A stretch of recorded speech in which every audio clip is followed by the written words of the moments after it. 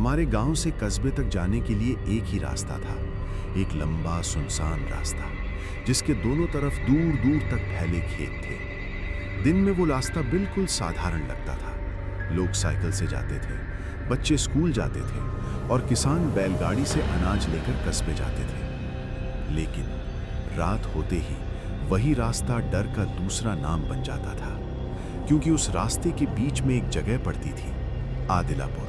आदिलापुर कोई बड़ा गांव नहीं था, बस कुछ पुराने कच्चे घर, एक टूटा हुआ कुआं और सड़क के किनारे खड़ा एक बहुत पुराना बरगद का पेड़। गांव के बुजुर्ग कहते थे कि वो बरगद का पेड़ 100 साल से भी ज्यादा पुराना है। लेकिन असली डर उस पेड़ से नहीं था, डर था उस मोड़ से जहां पिछले कई सालों से लगातार एक्सीडेंट होते आ रहे थे। कभी बाइक, कभी ट्रैक्टर, कभी साइकिल। लेकिन अजीब बात यह थी कि हर एक्सीडेंट उसी जगह होता था। लोग कहते थे कि रात में वहां से गुजरते समय कई लोगों ने सड़क पर किसी को खड़ा देखा है, सफेद कपड़ों में, बिल्कुल चुप, और जैसे ही कोई गाड़ी पास आती वो अचानक गायब हो जाता। लगभग 4 साल पहले की बात है। हमारे गांव के ही 2 लड़के थे, आदित्य और फरमान। दोनों बहुत अच्छे दोस्त थे, हमेशा साथ रहते थे, साथ काम करते थे और हर जगह साथ ही जाते थे। उस दिन वे कस्बे गए थे। कस्बे में एक दोस्त की शादी थी। शादी में देर हो गई। रात के लगभग 11 बज चुके थे। ठंडी हवा चल रही थी और पूरा रास्ता घने अंधेरे में डूबा हुआ था। दोनों बाइक पर बैठे गांव की तरफ लौट रहे थे। बाइक आदित्य चला रहा था और फरमान पीछे बैठा था। जैसे ही वे आदिलापुर के पास पहुंचे, फरमान अचानक बोला, राहुल, बाइक धीरे चला, मुझे कुछ अजीब लग रहा है। आदित्य ने पूछा, क्यों? फरमान धीमी आवाज में बोला, पता नहीं क्यों, लेकिन मुझे ऐसा लग रहा है जैसे कोई हमें देख रहा है। आदित्य हंस पड़ा। तू भी ना गांव वालों की भूत वाली बातों से डर गया है। लेकिन उसी समय बाइक की हेडलाइट में कुछ दिखाई दिया। सड़क के बीचों बीच कोई खड़ा था, सफेद कपड़े, झुका हुआ सिर और बिल्कुल हिल भी नहीं रहा था। आदित्य घबरा गया। उसने तुरंत ब्रेक मारा, लेकिन सड़क पर थोड़ी मिट्टी थी। बाइक फिसल गई और अगले ही पल भयंकर टक्कर की आवाज आई, धड़ाम। रात की खामोशी में वो आवाज दूर तक गूंज गई। अगली सुबह जब गांव के लोग उस रास्ते से गुजर रहे थे तो उन्होंने एक भयानक दृश्य देखा। सड़क के किनारे दोनों की लाशें पड़ी थीं। बाइक पूरी तरह टूट चुकी थी, लेकिन सबसे डरावनी बात यह थी कि दोनों के चेहरे पर भय जम चुका था। ऐसा लग रहा था जैसे मरने से पहले उन्होंने कुछ ऐसा देखा था जिससे वे बुरी तरह डर गए थे। लोगों ने पूरी जगह देखी, लेकिन वहां किसी तीसरे आदमी का कोई निशान नहीं था, न पैरों के निशान, न खून, न कोई गाड़ी। फिर भी दोनों की आंखें सड़क के उसी मोड़ की तरफ खुली रह गई थीं, जैसे वे मरते वक्त भी उसी चीज को देख रहे थे। उस दिन के बाद से आदिलापुर का वो मोड़ और भी खौफनाक बन गया। कई साल बाद अब मैं आपको अपने बारे में बताता हूं। मेरा नाम विक्रम है। मैं उसी गांव में रहता हूं और सच कहूं तो मुझे कभी भी भूत प्रेत की कहानियों पर विश्वास नहीं था। मुझे लगता था कि ये सब सिर्फ लोगों की कल्पना होती है। लेकिन एक रात मेरे साथ जो हुआ उसने मेरी जिंदगी बदल दी। वो रात, उस दिन मैं कस्बे में काम से गया था। काम थोड़ा ज्यादा हो गया और वापस आते आते रात के 10:30 बज गए। गांव के कई लोग मुझे पहले ही चेतावनी दे चुके थे कि अगर देर हो जाए तो आदिलापुर के रास्ते से मत आना। लेकिन मेरे पास कोई दूसरा रास्ता नहीं था। मैंने बाइक स्टार्ट की और उसी रास्ते पर चल पड़ा। जैसे जैसे मैं आगे बढ़ रहा था, रास्ता और भी सुनसान होता जा रहा था। चारों तरफ सिर्फ खेत थे, दूर दूर तक कोई इंसान नहीं, बस हवा की आवाज और झींगरों की धीमी धीमी आवाज। लेकिन जब मैं आदिलापुर के करीब पहुंचा तो अचानक मेरी बाइक अपने आप धीमी होने लगी। मैंने एक्सीलेटर घुमाया, लेकिन बाइक और धीमी हो गई और अगले ही पल बाइक बंद हो गई। पूरा रास्ता अंधेरे में डूब गया। मेरे दिल की धड़कन तेज हो गई। मैंने कई बार किक मारी, लेकिन बाइक स्टार्ट नहीं हुई। तभी अचानक मेरे पीछे से कदमों की आवाज आई। मेरे पूरे शरीर में सिहरन दौड़ गई। मैंने धीरे धीरे पीछे मुड़कर देखा और जो मैंने देखा उससे मेरे पैरों तले जमीन खिसक गई। मेरे पीछे 2 लड़के खड़े थे। उनके कपड़े खून से सने हुए थे, चेहरे बिल्कुल पीले और आंखें पूरी तरह सफेद। मैं डर के मारे कांपने लगा क्योंकि वे वही 2 लड़के थे, आदित्य और फरमान, जिनकी मौत आदिलापुर के उसी मोड़ पर एक्सीडेंट में हुई थी।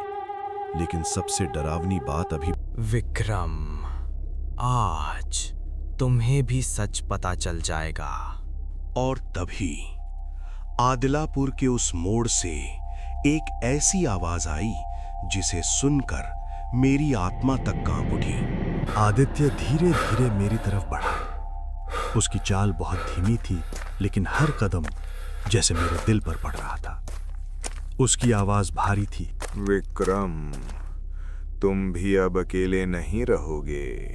फरमान ने धीरे से कहा, हम बहुत अकेले हैं, बहुत सालों से।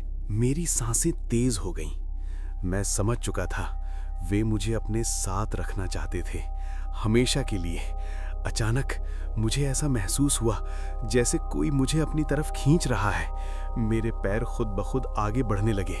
मैं रोकना चाहता था, लेकिन मेरा शरीर मेरी बात नहीं मान रहा था।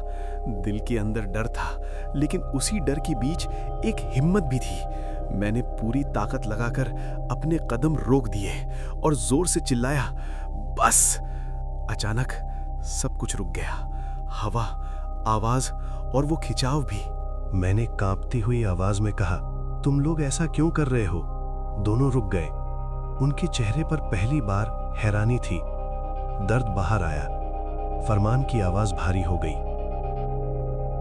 क्योंकि हम मर चुके हैं और अब हम अकेले हैं। आदित्य ने धीरे से कहा, कोई हमें याद भी नहीं करता।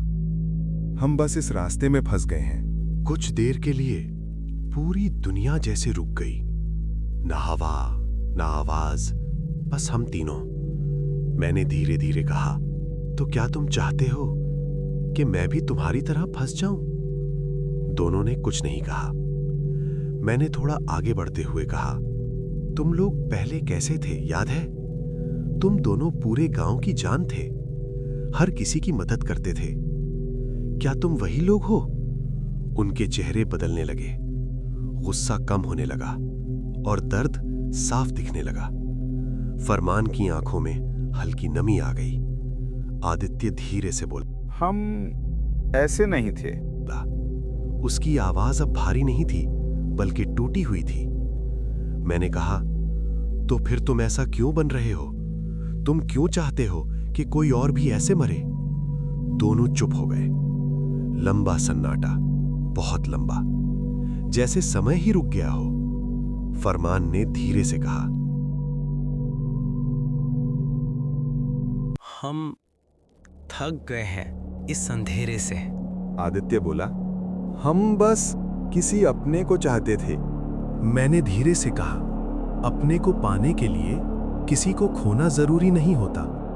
दोनों ने एक दूसरे की तरफ देखा, जैसे पहली बार उन्हें सही और गलत समझ में आ रहा था। आदित्य मेरी तरफ आया।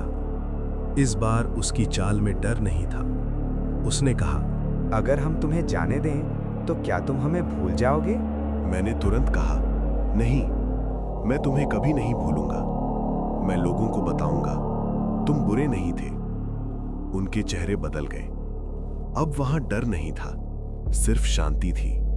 फरमान हल्का सा मुस्कुराया, जाओ विक्रम, आज के बाद तुम यहां से सुरक्षित जाओगे।